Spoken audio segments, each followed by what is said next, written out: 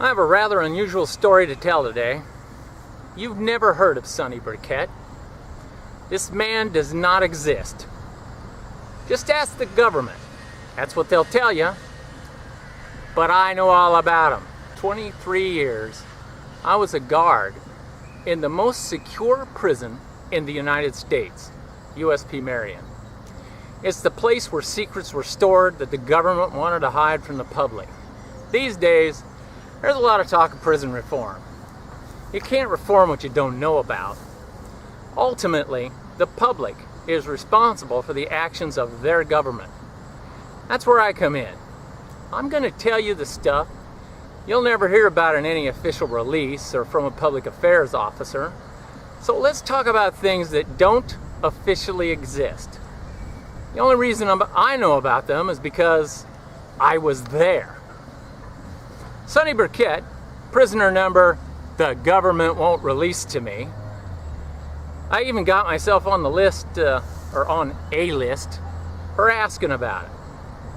I love the email I got that said that my name was being turned over to the Bureau of Prisons legal department if I didn't shut down my YouTube channel immediately. The idiot that wrote that letter must have never worked, in a real prison. After spending decades in the worst of the worst, do you think that I or any of my friends would be intimidated by a letter from some pussy paper pusher? Please. Anyway, back to Sonny Burkett. I met him in G Unit of USP Marion in the late 1980s. He left sometime in the 90s, but I can't tell you when because no records of him exist. Of him even being in that prison. I did find some third-party records I won't reveal the source of since I don't want the spooks to make that disappear as well.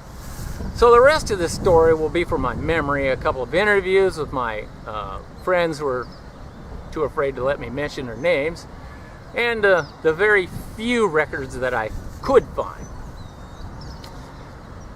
About now, you might be wondering what's all this secrecy about? Why is Sonny Burkett a ghost? To tell the truth, he might even be a ghost. A longtime resident of USP Marion and air pirate Martin McNally says that Sonny Burkett is dead.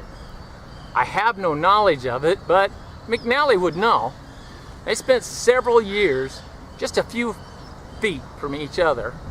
They couldn't actually see one another, but they could talk to one another and pass notes back and forth. So, it's more likely than not that Sonny's gone. If he was alive today, he'd be in his early 70s. Most prisoners don't live that long because of a lifestyle of drinking and drugs is not really conducive to a long life. Also, that whole stabbing each other to death thing. McNally also said that Burkett was unbalanced, which I can say for sure is true, and that he'd go crazy and tear up his cell and throw chess pieces all over the place if he ever lost a game. The reason he was made into a non-person was for protection. Most likely, that was the reason he was in G Unit in the first place. A place had these closed front doors, and I mean solid steel doors, not like bars in your typical prison cell. The reason was to make it harder to throw stuff at the prisoners inside or to have the prisoner inside throw stuff out. Things like bullets, arrows, flaming fire bombs. They're hard to avoid in a 5 by 8 foot room. They put two kinds of prisoners in G Unit. The one who I needed protection from and the ones who needed protection from others. It was my impression that Burkett was there to protect others from him, since he was doing 4 consecutive life sentences for murder of other prisoners. Needless to say, he didn't have a cellmate or a recreation partner. Nobody in G Unit did. His claim to fame was extensive. The world lost a pretty good book if he never wrote one before he died. In 1975, Burkett was a witness at the trial to prosecute the murder of Correctional Officer William E. Quinn, which took place at the Attica State Prison in New York on September the 9th, 1971. Burkett was an inmate at the prison during the famous Attica prison riot. At the trial, he said he had committed crimes in many parts of the state of New York and in California, and he had stolen cars and had picked up a heroin habit while he was doing time in prison. He said, too, that he had assaulted and robbed a 70-year-old lady. He only worked, 1.5 weeks for his entire life when he was age 27. He was soon married after he was released from Attica, but the newlyweds lived on welfare until he got arrested again. While in New York State, he was sent to, and I hope I even get close with his name, Mattawan. He was sent to Mattawan, which is the state hospital for the criminally insane. He was hearing voices, and he had bouts of paranoia. The testimony he provided at trial led to the acquittal of an inmate accused in the murder of the officer. His description of how he saw the officer running, holding his bleeding face, and the beating that followed was chilling. The prisoners beat the man until his head busted open, and he died screaming. Not a pleasant way to go. As an aside, in 1975, a jury in Buffalo, New York, convicted John Bonacore of murder and the beating death of correctional officer William Quinn. He was sentenced to at least 20 years in prison. John Bonacore, who had denied attacking Quinn with a 2x4 as alleged, was pardoned in 1976 by then Governor Hugh Carey, who also pardoned 7 other inmates convicted of crimes during the Attica prison riot and dismissed pending actions against 20 law enforcement officers. Following his release from prison, Bonacore became active in several causes and eventually moved to Canada. During his life, he was given sanctuary by Canada when Bonacore claimed he was being politically persecuted by the U.S. government when he tried to arrest President Bush in 2009 for war crimes. He was found dead March 13, 2013 in his home on the Adams Lake Indian Reserve in British Columbia, Canada. He was 61 years old. During the rest of the 70s, Burkett was a busy man. There was a bank robbery that got him into federal prison for 20 years. He promptly stabbed to death a prisoner after his imprisonment. Then on March 18, 1979, he was in the L.A. County Jail on a writ from USP Marion. And while in the Los Angeles County Jail, he stabbed to death a prisoner by the name of William W. Greer, age 27. After that, he was transferred back to USP Marion. First thing he did upon arrival at Marion was to claim that he was beaten for no reason by the guards. So he promptly filed a lawsuit in federal court. Then on the 8th of June, 1980, he stabbed to death 24-year-old prisoner Robert E. Lee Hogan, Jr. At the time, he and Hogan were assigned to I Unit on dog range. That was known as the Hole, or Disciplinary Administration Segregation. They were both there for misconduct. Hogan was a very violent man who was sent to Marion for a multitude of violent acts both in and out of prison. The killing took place on the recreation period. Burkett claimed it was self-defense, which they always do. Another prisoner saw the entire thing and testified for the government that Burkett, a man with the 5th grade education, thought he knew more about the law than the court-appointed lawyer and represented himself. The jury didn't think it was self-defense and convicted Burkett of second-degree murder.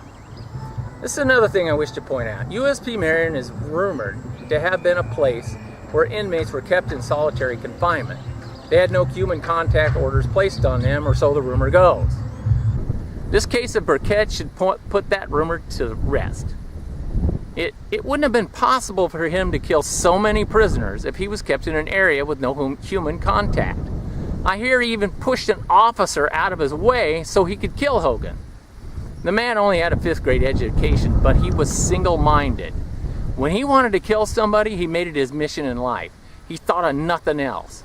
This is why I believe Burkett was the most dangerous man I have ever met in my career. Not because he killed so many. Hell, I've met men that killed over 20 people. but I didn't consider them half as dangerous as Burkett. Now, he was dangerous because he selected his target and methodically set out to murder. He was like a movie monster in a horror flick. No matter what you did, he was gonna kill you, and only you. Oh yeah, they gave Burkett another life sentence for killing Hogan. Big deal. He just added it to his other life sentences he had. This is why nobody really fears killing a prison guard or another prisoner. The jury will just give them another life sentence. The killers laugh in your face when it happens. It's funny to them. They get a better reputation as a killer, and it makes them more powerful in prison. All in all, Burkett was convicted of 4 separate murders on 4 separate occasions of 4 different inmates. For those crimes, he was given 4 consecutive life sentences. For all this killing, Burkett got himself sent to the control unit, the place that has the bars all painted black for extra visibility. The walls were as gray as the cement floors. It looked like a black and white photo except for the human flesh inside of it. It was the most secure unit in the most secure prison in North America. Special hand-picked guards worked there. The warden personally had to approve them. I needed special permission just to enter the unit. I worked it a few times to replace the regular guards, but I was never approved to work there for an entire quarter.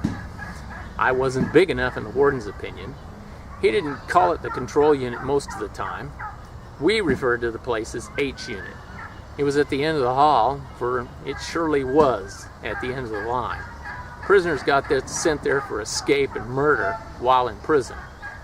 While housed in H unit, Burkett became acquainted with prisoners Jose Ramon Velez and Charles George Mendoza. On the evening of March 14, 1981, Velez and Mendoza stabbed to death Nathan Edward Cowger in H unit.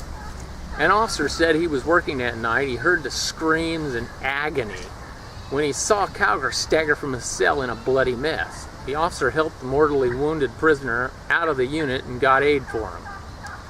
It was no good. Cowger died of his wounds at the hospital. The autopsy surgeon said the man bled out from all the puncture wounds. Another prisoner named Leonard Veal claimed to have watched Velez do all the stabbing. At various times he also claimed to watch Velez give him the bloody knife that he hid, and other times he claimed it was Mendoza who gave him the bloody knife that he hid. In any case, it was his bloody fingerprint on the knife that they found underneath the trash can.